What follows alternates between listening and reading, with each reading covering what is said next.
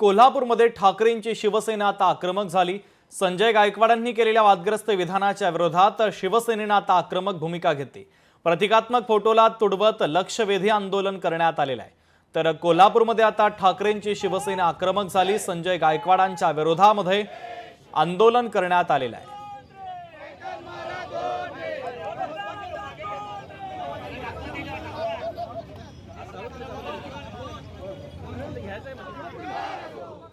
हे गद्दार सेनेचे आमदार व ते स्वतःला हिंदुत्ववादी समजणारे सरकार नेहमी युगपुरुषांचा अपमान करतात आणि अपमान करून झाल्यानंतर पुन्हा माफी मागतात। हे यांचं नाट्य अखंड महाराष्ट्र राज्यात कानाकोपऱ्यात पोहोचलेलं आहे। जर संजय गायकवाड यांनी चांगल्या पद्धतीनं अगदी संयमतेनं जर महाराष्ट्र राज्याची माफी मागितली नाही आणि जर यदाकदाचित त्यांचा कोल्हापूर जिल्हा दौरा ठरला तर अगदी टकमोक टोकासारखं कोल्हापूरची शिवसेना त्यांना अद्दल घडवून दाखवेल।